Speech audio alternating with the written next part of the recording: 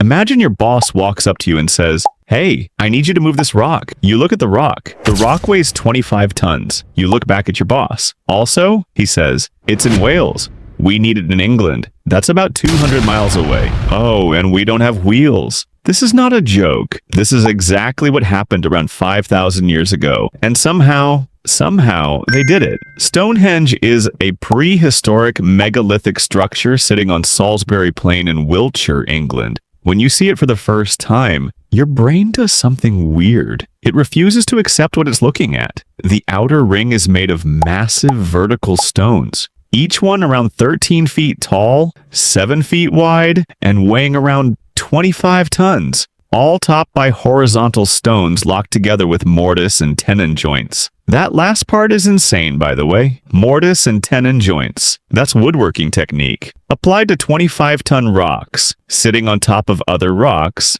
in the open air for 5,000 years. And here's the thing. Nobody tells you right away. Construction began around 3100 BC and continued until about 1600 BC. That's 1,500 years of building. For context, the Roman Empire, from beginning to end, lasted about 500 years. These people spent 3 times that long building one structure. Generation after generation after generation showed up and said, "We're still doing this. Keep going." Why? We'll get to that. First, let's talk about the rocks. Stonehenge was built using 2 kinds of rock. The larger boulders, called sarsen, stand upwards of 25 feet tall and weigh more than 30 tons each. They were transported from a site 18 miles north. The smaller bluestones originated in Wales' Preseli Hills, some 140 miles away from the monument. But wait, it gets worse. Recent research has shown that Stonehenge's 6-ton altar stone originated in northeastern Scotland, requiring transport across an almost incomprehensible distance for Neolithic peoples who lacked wheeled vehicles or domesticated horses. Scotland to England. No wheels, no horses, no trucks, no cranes, just people. Just rocks, just will. So how did they actually do it? Nobody knows for certain, and that's the honest answer. But we have some very good guesses. Theory number 1, the log roller. The most common theory is that prehistoric people created a track of logs along which the large stones were rolled. You lay down a row of logs like a conveyor belt,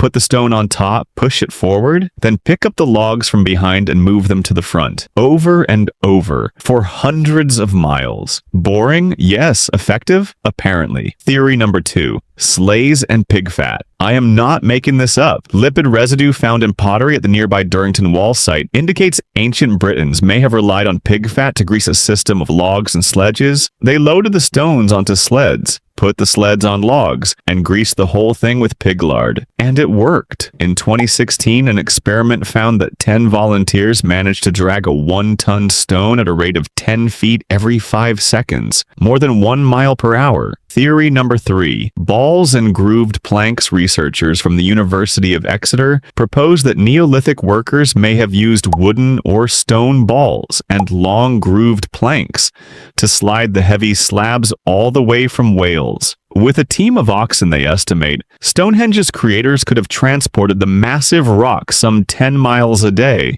taking roughly 2 weeks to make the trek from the Preseli Hills quarry to the construction site. 2 weeks from Wales to England, rolling a 4-ton rock on wooden balls. Your commute to work suddenly doesn't seem that bad. Okay, so they could move the rocks. But why do they bother? Why bring stones from 200 miles away when there were perfectly good rocks nearby? This is where it gets interesting. Researchers noted that while ancient peoples typically used locally available materials for stone circles, Stonehenge is completely exceptional for being constructed entirely of stones brought from long distances. This unique characteristic reinforces theories that the monument was intended to serve as a political as well as religious center, a moment of unification for the peoples of Britain. So maybe the point was that the stones came from far away. Maybe it was a statement. We are all here. Every tribe, every corner of this island. We built this together. The other theories about why it was built: the monument's entrance faces the rising sun on the day of the summer solstice, suggesting ancient astronomers may have used Stonehenge as a kind of solar calendar to track the movement of the sun and moon and mark the changing seasons. Hundreds of human bones were found at the site, dating across 1,000 years and showing signs of cremation before burial, suggesting Stonehenge could have served as an ancient burial ground,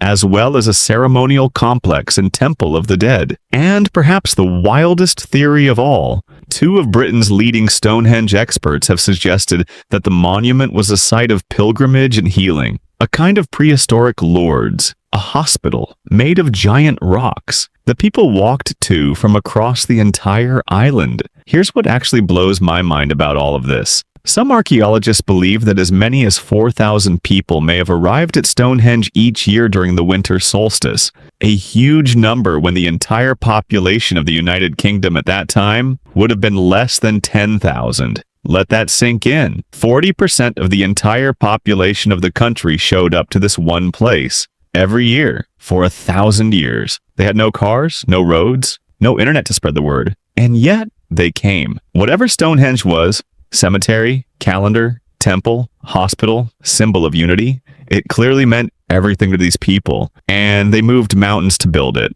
literally. We still don't know exactly how they moved the stones. We still don't know exactly why they built it. The people who built Stonehenge left no written records. Only the ancient people who erected these stones 5,000 years ago know the answers.